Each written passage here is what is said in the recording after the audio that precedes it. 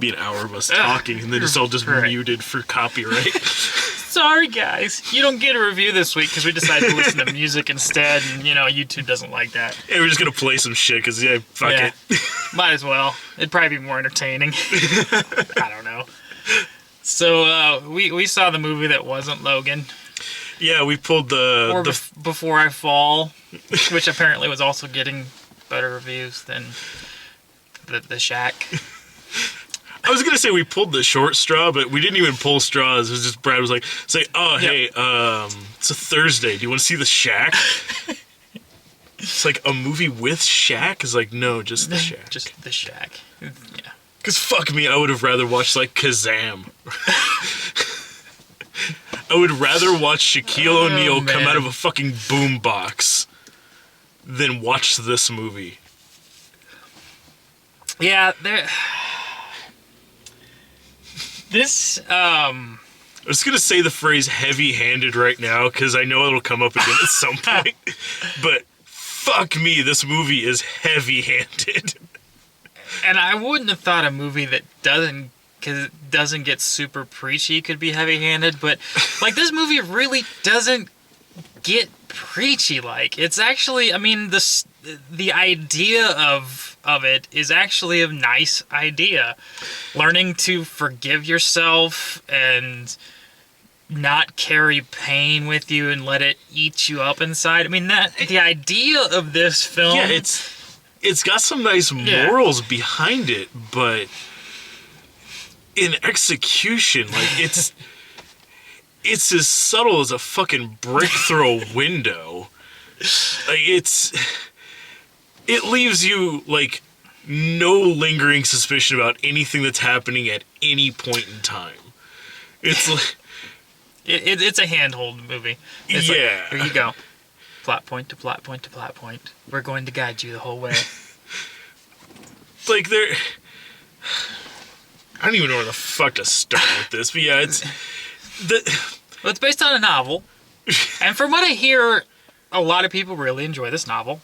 A lot of people enjoy a lot of books I don't like, though. Well, I don't know. I mean, the guy I don't think is like a big religious like he's not like preacher or anything. He just, I guess the whole idea behind the story, he just wrote for his kids, and then his wife was like, hey, why don't we try and get this published? So he published it, and it became a bestseller, I guess. But I mean, I can honestly... And then the screenplay was adapted by the guy who wrote Young Guns and Young Guns 2. Fuck yeah! That's fucking awesome. For whatever reason. Because he can't get any other work. So, I mean, you can, like, the heavy-handedness I could see if he's writing it as a parable for his kids. I can see that if you're writing a novel as sort of a thing for your kids, but then trying to translate that into a movie for an adult audience, it comes across... And yeah, honestly, that makes a lot of sense, because I didn't know that about the book. Is that a lot of times it comes across like it's holding our hands like we're fucking children and are incapable of grasping the huge concepts they're throwing at us. Like, God is three people. It's like, okay, yeah. God is the Holy Trinity. It's like, we get it. Yeah, the Bible. Yeah. Got that part. You don't need, like, the 5-minute, like, who's on first scene where they're trying to explain each other and finishing each other's fucking sentences. Oh, shit. It's like, yeah, we get it. Okay, yeah. You're God, you're three people, all three of you are there. Got it. I think the thing that bothers me with movies like this, like, it's not so much the idea, it's the general conceit that we think we know what the fuck is going on in the universe when we have no fucking clue. Yeah. Like, I understand that there's heavy shit out there that is completely unexplainable to us at this point, and it's scary as fuck sometimes. I get that. I get the need to have an explanation, to try and figure this out, to bring some balance and semblance of normalcy and make us feel a little bit bigger than we actually are in the universe. But it's always very much, this is how it is. There is no other way. And that has always bothered me with the whole religion concept was, this is how it is. How do you, like, you have books written about this subject that they're basing it on an opinion based on faith, which, again, is fine. But it's about as reliable as, like doing a term paper using Wikipedia as a reference source. Exactly.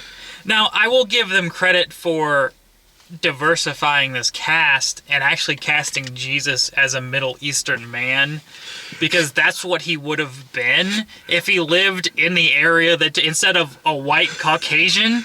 I feel that it's weird to point out that it's such progressive casting that we can make a Middle Eastern man Jesus. Like, we've come so far as a people that we can allow a Middle Eastern man to represent someone from Israel. Like, man, we've come so fucking far. I've never. Kudos, guys! You understood did it. That. It only took 2,000 years. Jesus. I mean, and that was the thing. Like, the cast is good. I mean, their performances are good. I mean, it went out of its way to make them the fucking Rainbow Coalition, though, which I thought was a little weird. Well, it's like, okay, so Jesus is a Middle Eastern dude. Cool. Congratulations. That's literally the first time I've ever seen that come up in a movie. Usually he's just some swarthy, like, Hispanic guy. But that's Jesus the janitor. You're thinking of a wrong other movie. Damn it. I was thinking of Ben-Hur again. Oh, but then the Holy Spirit is some Asian chick, and God, or Papa, was Octavia Spencer. Yeah. Who, for a bizarre twist, halfway through the third act, suddenly turns into Graham Greene for a while, and then goes back. Yeah. Like, that was just a weird segue. It's like, they tried to explain it in a way in the film, but it almost felt more like, well, shit, we gotta reshoot this part, and Octavia already went home. Yeah, right. Who can we get here for no money? Oh, I know, Graham Greene, because what the fuck is he doing? Who needs to shoot about 5 minutes worth of footage? Okay, here we go. Basically playing almost the same character he was in Winter's Tale. Who knows? Maybe these two are connected. They both make about as much fucking sense. And I forgot, the fourth part of the Holy Trinity, Wisdom, who lives in a mountain. That didn't make any fucking sense to me. We'll get to that part. That was kind of weird. We'll get to that part. So, okay, the basis of the movie for those uninitiated is for everyone else who wasn't just in this theater, because there's no fucking way you know what this movie is. So Sam Worthington plays Mac Phillips, father of 3. He had a kind of rough childhood. His dad was pretty abusive. And so he murdered him in cold blood. Like, they glossed over that as soon as that happened. Yeah, but he straight the fuck up. And it's not like an implied thing, like he turned his back while his dad was like, son, no, the rafters. And it cuts away, like, no. It straight the fuck up shows him, like, I'll teach this drunk son of a bitch. Pouring strychnine into his liquor. Like, and then just cuts to, Mac doesn't like to talk a lot about that time in his life. Where he murdered a human being. Where he killed his father in cold fucking blood. When he's like 13. Old enough to know. Like, and you get like that's a 5-minute scene, and then it is never brought up again, except for when his dad says, "I forgive you." That's the only other fucking time that shit is brought up, and it's like, that's kind of fucked up. Maybe we should delve into that a bit more. And to be fair, he did have a little bit of motivation in that his dad kind of popped him one, so the kid confessed to that at church, to which the dad responded by basically beating him like his name was fucking Kunta Kinte. Like, he had him out there, like, up against a tree, just whipping the shit out of him in the fucking driving rain. I haven't seen a whipping like that bad since 12 Years a Slave. That's... Like, fuck me. Yeah, that was kind of rough. Yeah. So anyway, he grows up. He becomes the father that his dad never was. He's actually good to his kids. He doesn't beat his kids. He becomes the father that his father never was. Yeah. Alive. Yeah. But anyway, so he goes to his wife is real religious. I hear Brad. But he goes to church, goes through the motions, and tries to raise his kids in a Christian household. He does fairly good. Yeah, as good as you can. Like, he's kind of like that lukewarm faith, kind of like he goes to church, but because his family goes to church, he's not gonna raise a fucking stink about it, but he goes. Yeah, he goes. Yeah, he's there. He supports his family, which is what a good dad should do. Yeah, whether you want to do it or not, like you're doing it. Okay, that's some points there. Aside from the murdering the dad whole thing, he's actually a pretty good guy. Aside from the fact that you are a murderer, he's a pretty good guy. Aside from that. It's like the movie's like kind of in the winter. And he gets this mysterious note from Papa. The movie is in the least believable winter I've ever seen in my life. They try. There is so much just flocking and fake snow. It's like, that bugged the shit out of me. There's 3 foot of snow, everybody's standing around wearing light jackets, this is the worst winter we've seen up here in a while. They're in Oregon. And everybody's driving around with all of the windows in their car down. Which, okay, I get, for framing purposes and so that there's, not glare and, you can't see the equipment. I get it why the windows were rolled down, but it looked fucking ridiculous. Everybody's wearing, either a light jacket or a parka because no one was really clear on how exactly terrible the winter was. Right. But driving around windows down, still considered pretty much favorable.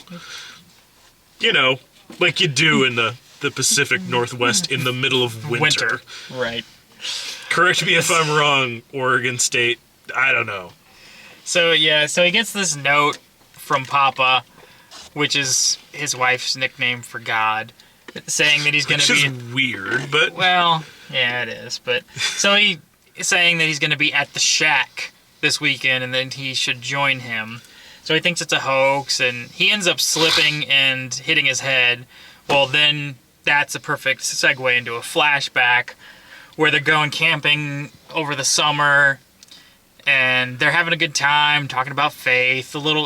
He's got 2 older kids and a younger kid, and the younger one's asking about God and how God is good. Why do people why do people die? Why does he ask people to do this? They also use that as a chance to co-opt the Native Americans' faith to basically say, yeah, pretty much they believed in our God. Yeah, he was our God all along. The Great Spirit. So... Also, were you weirded out at all by the guy who was helping him out there at the campsite? I mean, he seemed perfectly normal, but Sam Worthington was reacting to him like he was terrified of this man. Or like he helps him pull his camper thing out to set it up. Yeah. He's like, thanks. He's all awkward. jittery around him, like he's worried something's about to happen. The guy's it's well, yeah, there's my wife down there. He's like, okay, yeah. And those are your kids. Those yours? Cool. And the guy's like, well, yeah, we're gonna set up up here, campfire, do some marshmallows and shit. If you want to come join us.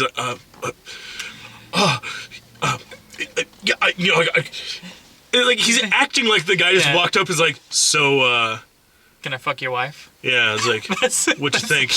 It's like, I'll trade you my wife for the little one. Oh my god. It's that's how he's reacting, and the guy's just being genuinely friendly. But then later on, he's just fine. After he hangs out with him for a little bit. After they go through to hang out, they're best fucking friends, but their initial encounter is so awkward and, like, bizarrely tense, and I couldn't fucking place why. So, yeah, it was a weird interaction. And maybe it was because Sam Worthington, for the entire movie, does his best to talk like Christian Bale's Batman. Like, and not even joking. Thank you for your help. Like, 95% of this movie is people whispering to each other while they're standing right fucking next to each other. Like, they're closer than we are in proximity to each other, and they're just sitting there like, it's like, if you're so good, why do kids die? It's like, well, I mean... Why did you create the Joker? It's the world, you know, I love all my children. It's like, but you killed mine.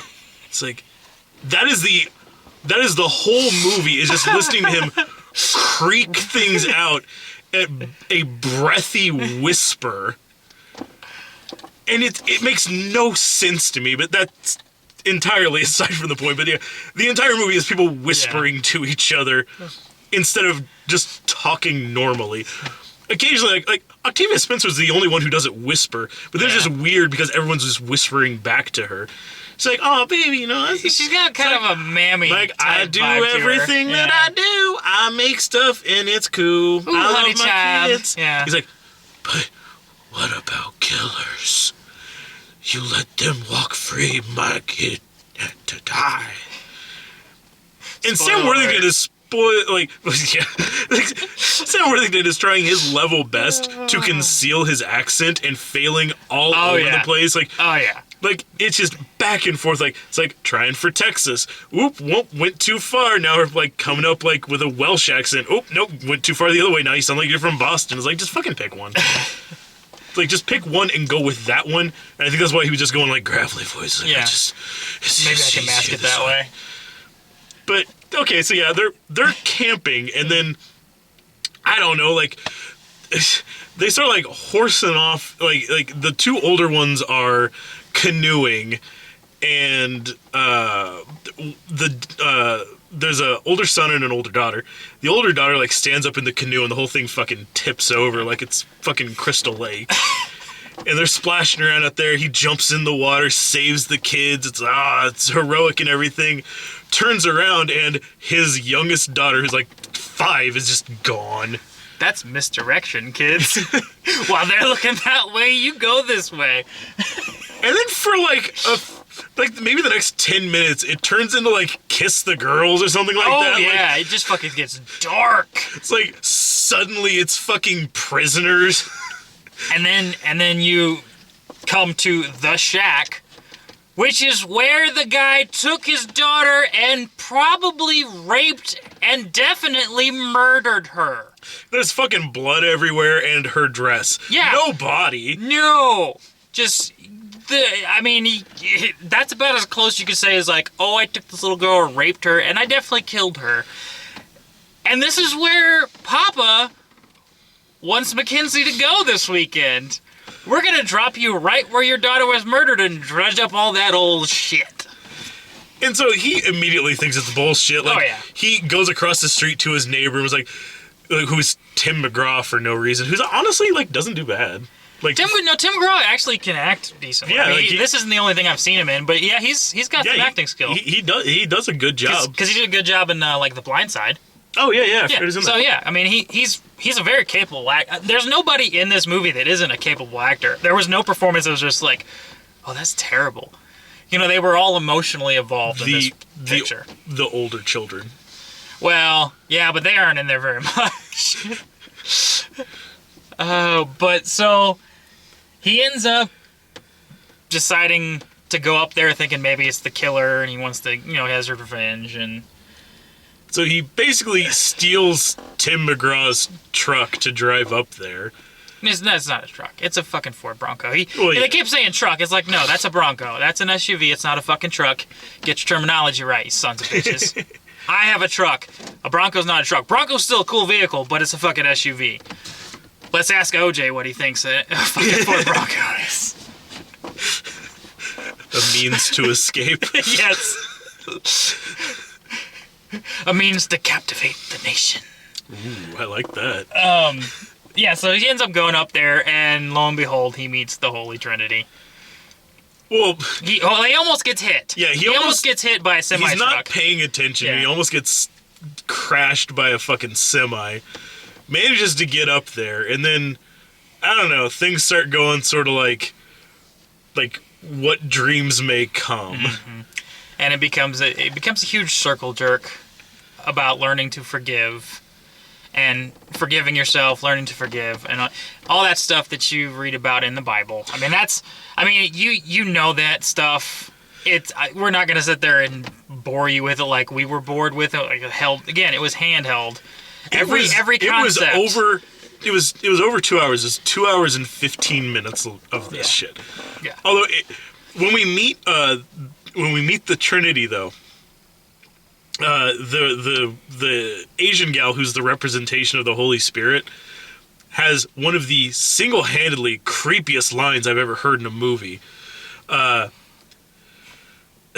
Sam Worthington is about to start crying, and this one single teardrop is welling up and just barely starts coming out of his eye. And she walks up real quick and snatches it right wipes up. it off, pulls out a little vial and boop, pops it in there and clicks it shut. And he's looking at her what the fuck are you on? And she's like, everyone collects something. I collect tears. And then just puts it down. It's what the fuck was that? I collect tears. That's some shit that someone says before they start turning you into a fucking lampshade. Fucking I collect tears. What the fuck is that? So you can probably the whole thing, of course. He learns not to be a judgmental guy. He learns that after he ventures into the fucking tabernacle from Zardoz. That's true. Because that's straight the fuck up where that went. Well, this is also after, and again, the subtlety of this movie was, at a point, Jesus tells him, oh yeah, we gotta do a thing over on the far side of the lake. I'll catch up if you want to just go ahead and take the paddle boat. It's oh, okay, so they're gonna have a scene of Jesus, walking across the fucking lake. And he gets out there, and the boat starts sinking, and Jesus is trying to, talk him down, no, it's just your doubts that are sinking you, you're fine. And then it pans over and, shows Jesus. It's oh, so he's out there too, and then eventually it shows him, yeah, he's just walking around. Yeah, just hanging out. And then there's a very prolonged scene of them both then walking, and then they have, a foot race across the lake back. It's all this weird bullshit. So it basically ends up where he's forgives himself, forgives the guy that killed his daughter. They find the body. Who is still at large. Yeah. Oh, yeah. They didn't never catch the guy. They never pinned that down, but it's 6 months later, and he's still talking about, you let people like that go free. So it's he's still out there. Yeah. He's still in the fucking wind stealing people's children and taking them to fucking abandoned, cabins in the fucking woods. Yeah, so then after all that's said and done, they have a burial. They lead him to his daughter's body.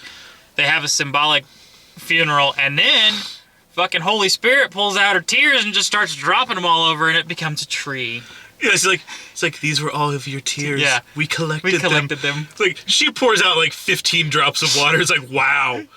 Wow, that's all of his tears in 6 months after his child was abducted by a serial killer and murdered. 15 total tears. Wow.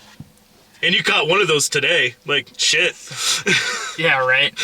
So then, all that's said and done, and they give him the choice. He's like, do you want to stay with us, or do you want to go home?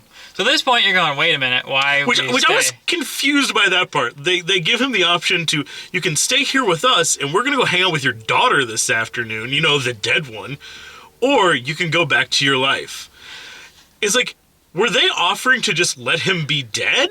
What the fuck? What was the implication of that? It clears up because that truck that he missed, he actually didn't miss. He got hit. So this whole time, he's been fever dreaming this shit in the hospital. It's a Jacob's ladder. They fucking got you. So that whole Actually, thing... they double got you because at first, he wakes up from all this and he's sitting in, the cabin Yeah. And he's like, what? Yeah. Like, I'm back to where I was after I got here, but right before I ran into Jesus. So then he leaves there and, gets hit, which turns out that happened for real. He never actually made it to the cabin. Double Jacob's ladder. But that's it was where, a fever dream inside his fever dream. like, as soon as they said that, I'm like, he got hit by that truck. And they're asking him, do you want to let go? In which case, I assumed he would have died in the hospital. Or do you want to go back to your family? He chooses, of course, to go back to his family and becomes a good Christian guy. Although, the extent of his injuries seemed very specious, because whenever they cut him in the hospital, like he's got a cut across the bridge of his nose, and, like, his knuckles are a bit scuffed up on one hand. And that's it. He looks fucking fine. Like he's just hooked up to, like, a fucking heart monitor. He doesn't even have, like, an IV in. He's fucking fine. He's faking that shit. It's the fucking Ford Bronco. I'm telling you, that thing was. I mean, it was just a fucking giant tank. Yeah, it was just a giant steel box. Well, and I don't think it actually, like, it wasn't a head-on. I think it hit. It clipped his tail end, and he flipped. If anything happened, it clipped his tail end, and he went forward and hit like a utility pole. Pretty much, yeah. And then he hit the window and scraped his hands and hit his head, and yeah. The extent of his injuries was him bumping his nose against the fucking steering wheel. He's fine. So that was that movie. I mean, that was. But when he wakes up in the hospital, he just starts throwing out crazy shit, and everyone keeps looking at him like, not like, oh, thank God you're okay and alive, but looking at him like, like, oh my God, he's gone fucking crazy. Like, he wakes up and, like, his family isn't there, but Tim McGraw is standing there. It's like, you okay, buddy? You feeling all right? It's like I was at the shack. I met God. Papa says he's quite fond of you. And Tim McGraw's just sitting there looking at him like, okay. Let me just go get the doctor. Yeah. Get your family in here. And then we're gonna put you in the psych ward. No. And then, his family walks in, and Rhoda Mitchell walks up to him, and he's like, I was at the lake, and I saw Papa, and I saw Missy, the dead daughter, and she's fine. She's better than fine, and she's beautiful. And she's just looking with, like, this look of horror and contempt on her face. That is, like, visually unnerving, the amount of, like feeling that she puts into that glance, and then she kind of looks away for a second and looks back. It's like, sure. He's like, no, it's true. I was there the whole weekend. It's like, he got hit before he even went anywhere. She's like, okay, I believe you. Right. And then they became a happy church-going family again. Although they did downsize to a smaller vehicle, which I guess makes sense since they have fewer people. They only need 4 seats. Because your kid's dead. Wow. Damn. Yeah, so that was that. And, nationwide bestseller. And we skipped out before, like... Delilah. Fucking Delilah. Oh my God. I was like, what the fuck is going on? She had a free night from playing all those smooth hits. And talking women down from their abusive relationships. It's Delilah. I'm so glad I can join you for this special one night only preview. It's like, stick around after the credits, and I'll be meeting with these people and have an interview with, like, the director, and it's like all this bullshit is like, nah, I'm okay with all that, Delilah, but thank you. Yeah. I was never really a fan of yours to begin with, so I'm gonna pass. You enjoy your smooth 80s hits and your dulcet tones while you tell women you're in an abusive relationship. You should really leave. You need to consider what's good for you. This is Delilah. I'll be back in 5. And then cue the Rod Stewart. And yeah, if you want my buddy and you think no. Have I told you lately that I love you? This went to a really weird place all of a sudden. I wasn't expecting a serenade, but Okay. I'm glad. That's what I do. And now YouTube's gonna block the video. Like, that's copyright. Copyright, you can't sing. Yeah, I mean, I think overall, the idea and the message of the movie is good. It's just not executed well at all. It's very anti-organized religion. Yeah, and you know what? I'm good with that. I rather. Yeah, I mean, I'm an atheist, but I'm at least okay with that part of it. Like, it's like Jesus in the movie is straight up like, it's like religion, like, yeah, that's too much. I don't want slaves. I want friends and family and loved ones. It's like, yeah, I don't know, like, if you got an idea and you're cool with it, like, I'm cool with that. Like, you don't gotta fucking go to church if you don't want to. Yeah, I mean, the spirituality was played up more so than the religion aspect, and that's probably the way it should be. But that's not gonna happen. So, but that's why I was kind of like, this guy's not one of those right-wing preachy types. He's more of, I believe in this, and I want my kids to be able to have a parable of how it's okay to have pain, but not dwell on the pain and let it eat you away and destroy the love you have for family and friends, all that. And that's a great message. It really is. Like, and I'm sure that book is, I'm sure it's probably pretty good, but that's literature. And like we've seen, not just with this movie, but many times over, translating a book into film can be very, very difficult. And I think this is one of those times where this book was not going to translate well into a film. Yeah, it's a high concept, and there's a lot of stuff going on, and clearly, like budgetary, restraints and everything along with it. Like, it was never going to pan out to being anything fantastic. Like, as is, like if this had debuted on, like, the Hallmark Channel instead of in a theater, I would have been none the fucking wiser. Right. Oh, yeah. Like, if this was on, like, right before, like, this year's rerunning of, like, Home for the Holidays or some shit like that, like, okay, that makes sense, whatever. And, and there's a lot of movies that I guess that I dislike and I can hate on. I can't really hate on this movie because there's nothing to hate about the film. It doesn't resonate like it should.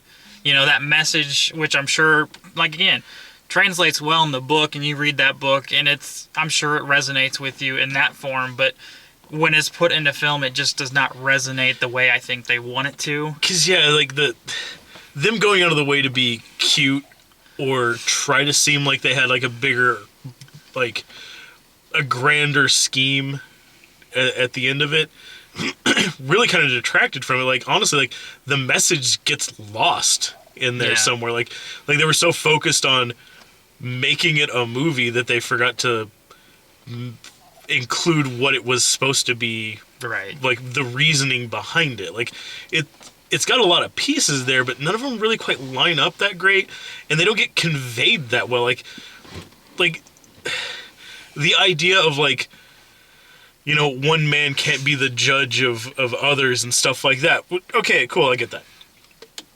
But it's so focused on making such a weird spectacle out of that you get completely lost on it. Because, like I say, it's right up there, like, with, like, that whole scene is, like, the ending, like, tabernacle scenes from fucking Zardoz. Like, it's so bizarre what happens there that I couldn't keep track of what the fuck was going on or why there was a personification of wisdom in this. Right. It's like, I don't know. Like, it became too grand for its own good. Yeah, it was just, I don't know. It was a weird direction to take it, and yeah, it completely overshadowed what it was trying to do. Because, I mean, those quiet scenes with Worthington where he's dealing with his grief and trying to overcome, those work. But then they're spliced in with other scenes where they try to make it so much bigger than what it is. And that's when it starts to kind of, the frayed edges start to show. Because the stuff with, like I said, Worthington, when he's just dealing with his grief, dealing with his pain, letting go of that, moving forward, it does work. It works on an emotional level. And, I mean, the movie does move you in those scenes. Like when he's picking up his dead daughter and doing that is a very moving scene. It's very beautifully shot. And this whole movie is actually, it's beautiful. It really is. And I mean, obviously it's meant to be, this grand vision that God has. She is going to make it as beautiful as can be. And it is very beautifully shot. And that scene in particular is pretty moving when, Jesus has been in his workshop building something. Well, it comes to find out he's built her a casket. What a twist. Right. And he puts, she collected bugs, so he had butterflies all over it. And then they do the burial, and they let that go. And then a tree grows up from the tears, and then the butterflies fly around it. And it's a beautifully shot scene. And if they would have kept it in that moment with that type of human connection, that type of grief, I think the movie would have resonated better. But they just tried to do too much with it. Well, and for me, that was about the only scene that I felt like Sam Worthington actually really showed any kind of emotion at all. Because any other time when he's supposed to be, broken up or sad or whatever, he always is just, blank-faced. He's, in this constant state of shock. But, I don't know, it's just weird. The same with, Radha Mitchell. She never really seems sad the entire time any of this is happening. She never, I don't know, I guess I didn't pay her enough to emote. Well, I guess I can sit there and think of it as she's the matriarch of the family. She's trying to hold everybody together. Stiff upper lip. But but you really don't see her break down until right at the end when he starts talking about how he saw their daughter and whatnot. And even then, she looks confused and pissed. Yeah. But then she finally allows herself to kind of... Well, and I think that's kind of... I don't think Sam Worthington quite knew how to play grief-stricken but holding it in. Yeah, so he always comes across as either just stoic or just vaguely pissed off in general. So yeah, it is kind of a nice relief when he finally does break down. It's okay, he is human after all. Well, he does break down during the scene when they're looking for his daughter too. But that is the last time you see him really do that until the end when he's burying his daughter. But even then, he goes to during that scene, he's going to the Brad Pitt at the end of Seven school of what's in the box? It's just going back and forth between normal phases. He's good. That's his range during that scene, and then cut away to him dropping to the floor, and then it cuts to outside where he's screaming inside, but it's just he's It's couldn't give us any more than that. That's all you got. That's all you got. Do a couple takes, and let's nail this thing. That was the best one. You know what? We got 5. I don't know. We'll have to pick. We'll try and splice together the right ones. Can you boost the levels? No, can't. No. Shit. It's that's what we got. Sounds like me when I'm trying to yawn in the morning and accidentally stub my toe. Oh, gotta be quiet though. I don't want to wake up late. Oh shit. Too late. Yeah. But yeah, it's got a lot of good ideas. It didn't translate properly. So that's the best, I think. Yeah. It's not something where I'm just oh, this was such a piece of shit, because it wasn't. It was.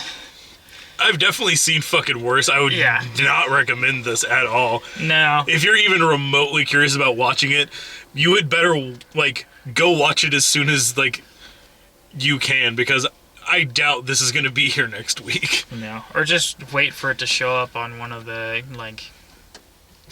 Christian networks, because it's gonna get play there. Oh yeah. I'm sure they'll run it right after Pat Robertson's old ass gets done with 700 Club. Like, and now here's an uplifting film. People need something to watch in the middle of the afternoon. Right, pretty much. You know, it's not quite yet time for the early bird special at dinner, so here's a film that you can watch and really touches your spirituality. See this, go get supper, and then call it a night at 6:30. Pretty much. And then die in a nursing home. Wow. I will say though, nothing quite that fucking grim, but maybe not tomorrow or the next day, but 5-10 years down the road when. But soon and for the rest of your life, you'll be dead. But eventually you're going to die. That is the moral of this story. Get right with God. Because you gonna be dead. So really, this movie could have used the same tagline as Rings. First you watch the film and then you die. It's like, pretty technically true. Right, yeah. Nailed it. But no, this movie was surprisingly, like, last thought on this, like, this movie was surprisingly packed. Like, oh yeah, the theater. There were a lot of people like milling around, and we're like, oh, everybody's gonna go watch Logan, and we didn't see a single, like, the entire time. Like I was standing in fucking concession line for like 15 minutes. I didn't see a single person walk into this theater. We walk in there and turn the fucking corner, and the entire like stadium section. Granted, it was one of the small screens, but the entire stadium section was full up. It was like. Yeah. Like the front, like 2 rows in front of right in front of the fucking screen, and like the handicap accessible seats. So we took those. Because we're assholes. And they are surprisingly uncomfortable. They're really low to the ground. Like they are short. I don't feel that that's good for people who are handy capable, because they're like 4 inches from the fucking ground. Like my legs were killing me because we were sitting on the fucking floor. Yeah. But that's just my thought. Yeah, it was, yeah. That's our review of the seats we had. It's a bonus for you. There you go. So, yeah. Yeah. That was this movie, and it was something. I'm not sure that something was good, though. Well, we're going to turn this over to Brad and Dave now, so that they'll talk about a much fucking better movie. And I'm sure there's going to be something on next week. I'm sure Brad will cover that. Because I have no fucking idea. I really don't. So, yeah. Anything else? No. I think we've covered the bases on this thing. The Shack. The Shack. Adios.